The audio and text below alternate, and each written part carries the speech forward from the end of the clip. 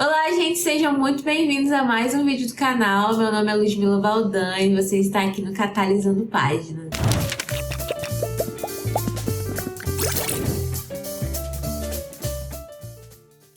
No vídeo de hoje a gente vai falar um pouquinho sobre a maternidade na literatura ficcional e tudo que ela apresenta pra gente, né? Antes de começar o vídeo, eu queria falar que este vídeo não tem nenhum intuito de julgar a maternidade ou disseminar algum tipo de raiva ou ódio ou algo contra ela. Aqui é um vídeo para mostrar basicamente que somos todos livres para escolher o que quisermos. Eu respeito todos os tipos de escolhas, seja ela de gerar um filho, de adotar um filho, de inseminar ou até mesmo de não ter nenhuma não escolha da maternidade. Então aqui é um vídeo sobre literatura, sobre formas de representar a maternidade na literatura e o quanto eu gosto desse tema.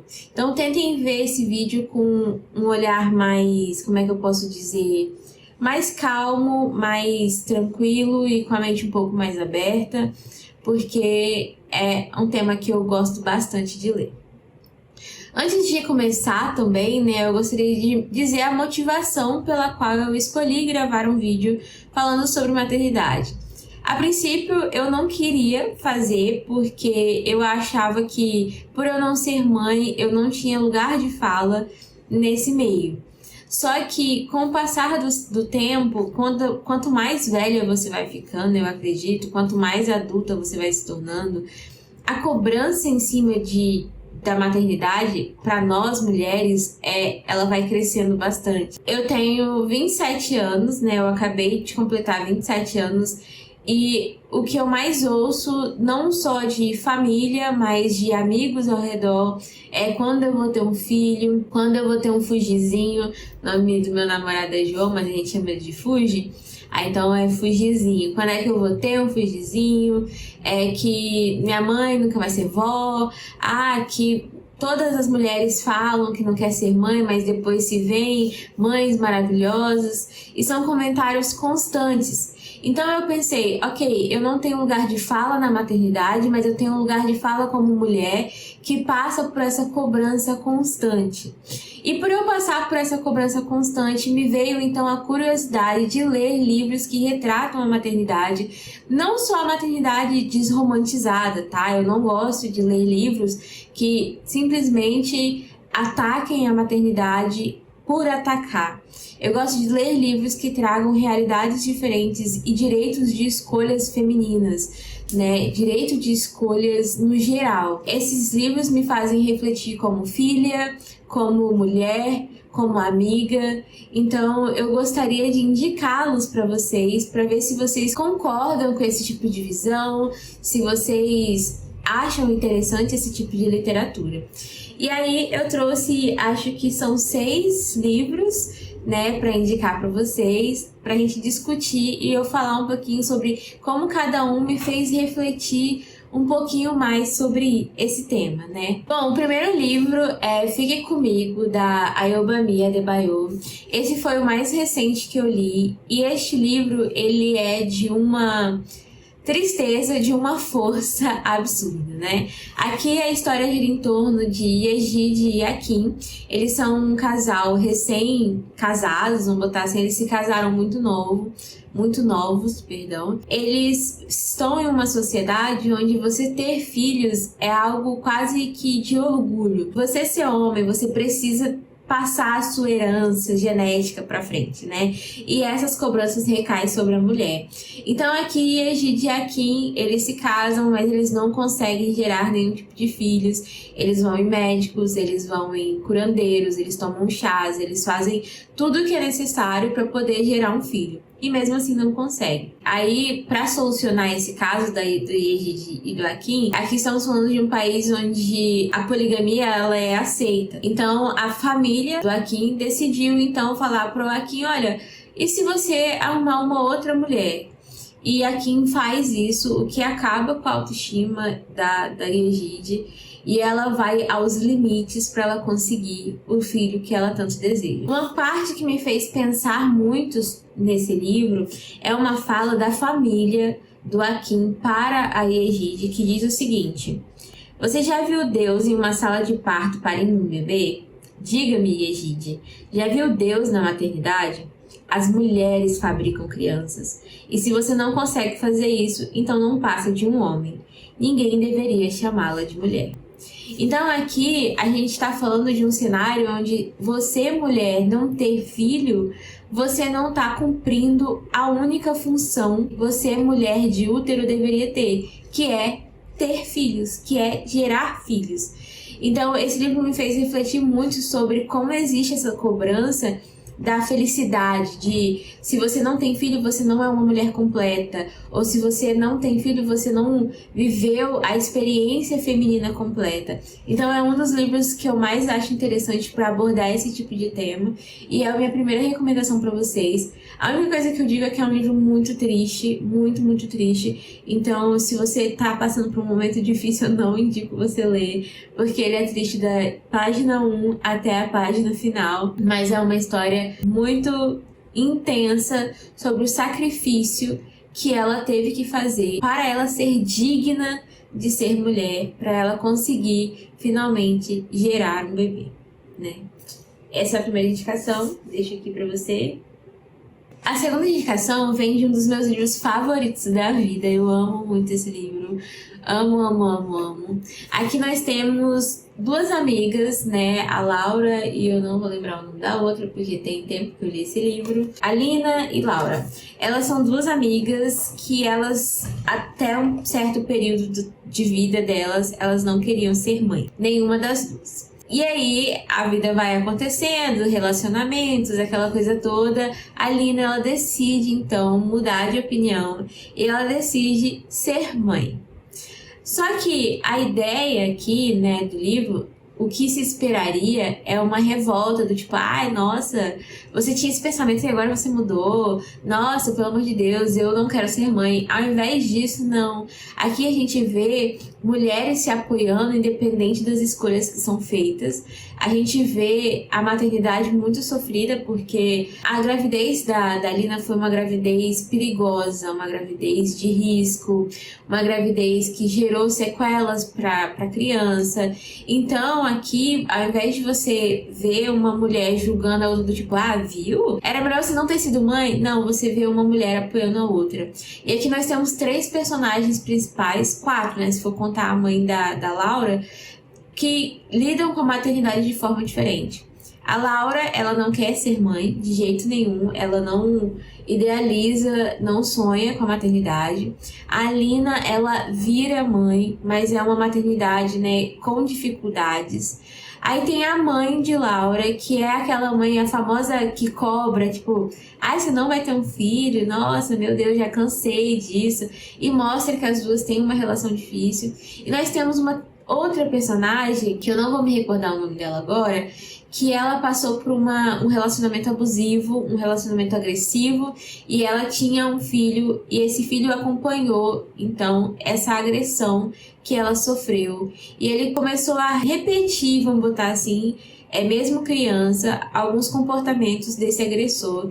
Então é uma maternidade muito sofrida para ela, porque relembra muitos gatilhos. Então aqui, ao invés de a gente acompanhar mulheres julgando mulheres ou mulheres excluindo mulheres, a gente vê, além da maternidade, uma amizade muito incrível entre elas. E é um dos meus livros favoritos da vida, que mostra que mesmo com pensamentos diferentes, mesmo com vivências diferentes, isso não precisa necessariamente separar a gente, né? Então, essa é a minha outra indicação. Eu indico fortemente para todo mundo esse livro e para vocês agora, A Filha Única, da Guadalupe Nettel. O próximo livro que eu quero indicar para vocês se chama Casas Vazias, da Brena Navarro. Aqui nós vamos acompanhar duas mulheres e uma criança. Uma mulher que se tornou mãe, apesar de não querer ser mãe, ela acabou se tornando mãe. E outra que sonha em ser mãe e ela não consegue realizar o desejo da maternidade. Então nós temos uma criança, essa mãe, né, ela está no parque brincando com a criança. Ela, por um momento de desatenção, né, ali no celular, essa criança desaparece. Ela é sequestrada. E a mulher, né, que aqui não é um spoiler, tá? Tá na sinopse, tá aqui atrás. Nós temos, de outro lado, a mulher que não consegue ter mãe fazendo um ato desesperado para conseguir realizar o seu desejo. Aqui nós temos dois panoramas diferentes, né? Uma mãe que não queria ser mãe e uma mulher que quer mais que tudo a ponto de cometer um ato até criminoso. E aqui a gente vai refletir sobre a dor da ausência, porque por mais que você não deseje, por mais que a maternidade não é o que você mais sonha, a partir do momento que você passa a viver ela, então você vai sentir a dor da ausência, a dor da perda. E do outro lado, a gente vai ver um comportamento da criança meio que rejeitando essa mulher, a tristeza do que ela fez. É uma leitura até que pesada. Aqui a gente fala de ausências dos dois lados. E eu acho que foi um dos poucos livros, eu não choro por livros, é muito raro. Foi um dos poucos livros que na metade, assim, quando a gente parte pra perspectiva da mulher que sequestra, que dói muito, muito. A dor do desejo e a dor da ausência é algo que pesa muito aqui. E é um livro que dá para você refletir muitas coisas, do limite dos desejos, até onde você vai para algo que você sonha muito. E é muito pesado, é muito intenso também, mas é muito incrível, tá? É muito, muito incrível. Nossa, tá ficando pesado o clima, né? Tá ficando pesado, mas vai melhorar, eu juro. O próximo livro que eu quero indicar pra vocês é Caderno Proibido, e eu panfleto ele aqui neste canal todos os vídeos possíveis, porque eu amo muito, amo livros italianos e algo pra mim é sensacional. Aqui a gente vai acompanhar a Valéria, uma mulher que trabalha com dupla jornada. Ela é mãe, trabalha dentro de casa e também fora de casa em um escritório. O que a gente vai acompanhar aqui é uma mulher que se dedica integralmente à maternidade, a ponto de se perder para a maternidade. Se ela quer comprar uma roupa nova, ao invés de comprar para ela, é para os filhos. Ao invés de fazer algo que ela tanto deseja, esse algo vai ser para os filhos e para o marido. Ela se excluiu para viver a maternidade. E aqui, o interessante desse livro é que nós temos perspectivas diferentes. Nós temos a mãe dela, que defende esse tradicionalismo, esse patriarcado que exige da gente, sabe? De ficar em casa, ser dona de casa. A gente tem também a filha dela, que já é uma filha um pouco mais pra frente, mais feminista, assim, já tem umas ideias mais novas. Então a questão geracional aqui impacta. Mas o ponto principal é que a família não enxerga ela como um ser humano, com sentimentos, com nada disso. Então ela passa a escrever um diário que a família mesmo caçoou dela quando ela falou: eu gostaria de escrever um diário. Então o diário ele já é um caderno proibido porque ela esconde da família. E nesse caderno ela fala todas as frustrações dela, das frustrações da maternidade, de como a filha dela às vezes é ingrata, de como o marido não reconhece às vezes o que ela faz, de como as pessoas não perguntam a opinião dela política ou sobre assuntos em alta, porque para eles ela não é nada além de mãe. Ela é uma mulher incrível no trabalho, super bem, ela rende muito no trabalho. E mesmo assim, ninguém consegue ver ela como uma mulher sucedida. Eles veem ela como uma mãe comum, dona de casa. Eles tornam ela uma pessoa invisível, sabe? Então aqui é um livro que me fez refletir como filha, eu já falei isso, né? E também como eu vejo a minha mãe hoje em dia, como a maternidade aqui teve um sacrifício muito grande. E às vezes, por mais que você ame seu filho, às vezes você sente raiva e tudo bem, é normal. Então, é um livro muito interessante também que aborda esse tema da maternidade e eu super indico pra vocês. Por enquanto, ele é a minha melhor leitura do ano, tá, gente? Ó. Eu poderia falar de outros livros, como A Filha Perdida, da Helena Ferrante. Eu não tenho ele aqui, então só vou indicar. A Helena Ferrante, ela é uma mulher que fala muito sobre livros de maternidade. Todos os livros dela têm algum tema, seja ela com a mãe dela, seja ela com os filhos dela. E ela traz muito uma maternidade não romantizada. Em A Filha Perdida ela faz muito isso, onde a maternidade ela vai ser crua, aquela maternidade que não é prazerosa, que você se arrepende, de que você perdeu muitas coisas por causa da maternidade, mas mesmo assim você ama seus filhos, mas você reconhece as perdas as suas perdas pessoais. Então, assim, a Helena Ferrante, ela é muito direta nas falas dela, muito seca, e algumas pessoas não gostam desse tom dela. Eu particularmente amo, eu adoro essas escritas diretas e sem papas na língua, né? Então eu indico todos os livros da Helena Ferrante, eu não vou citar um específico aqui. Inclusive a Filha Perdida eu não tenho aqui em casa, eu tenho todos os outros, menos a Filha Perdida. Mas agora o último livro que eu quero falar pra vocês, eu acho que é o livro mais pesado da minha lista. E é um livro muito, muito triste, mas é um livro que eu acho que foi o que mais me marcou a vida inteira. Não importa quantos anos passe que eu tenha lido esse livro, ele é com certeza um que vai render no meu coração, remoendo no meu coração o resto da vida. Que eu estou falando aqui de Amada, da Toni Morrison. E aqui a gente vai acompanhar a Seth, uma mulher preta, uma mulher que foi escravizada, uma pessoa escravizada. E que após, né, aqui a gente está falando de um cenário pós-escravidão, onde ela finalmente está livre, ela vive assombrada por um fantasma da filha que ela matou para salvar. A Seth passou por uma dor tão grande de ser uma mulher escravizada e pelo amor que ela teve à filha dela, ela optou por matá-la para não fazê-la sofrer. Muitos podem ver esse tipo de história, esse tipo de livro ou esse ato como um ato de horror, de terror ou de crime. Eu consigo ver através da narrativa da Toni Morrison que perpassa o passado, o presente, e ele vai indo e voltando, e a gente vê a Seth, uma mulher que é perseguida por esse fantasma e pela culpa e por esse sentimento pesado dentro e fora de casa. Eu consigo ver isso como um ato de amor. Mesmo sendo horrível falar isso, mas é um sacrifício que para ela, na cabeça dessa mãe que sofreu tanto, imaginar a filha dela passando por tudo que ela passou, ela optou pela morte. Então, é um livro muito forte que fala da maternidade de uma forma de sacrifício, mas eu vejo de um amor profundo e intenso, mesmo sendo muito cruel de falar, né? Mesmo sendo muito ruim de falar.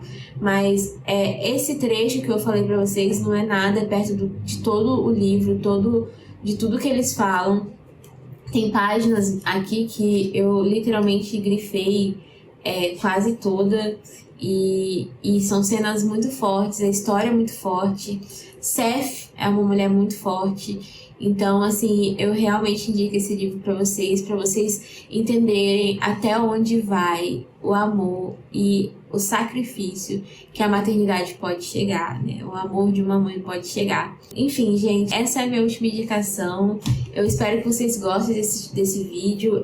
Eu tenho muita dificuldade de fazer resenhas e trazer sinopses, porque eu leio, eu absorvo, mas eu tenho dificuldade de falar aquilo que eu mais gosto, aquilo que as histórias às vezes. Então, se as sinopses não foram suficiente, eu peço desculpa, eu estou aprendendo ainda. Eu espero de verdade que vocês gostem desse estilo de vídeo, dessa temática. Compartilhe aqui quais livros sobre maternidade que vocês gostam.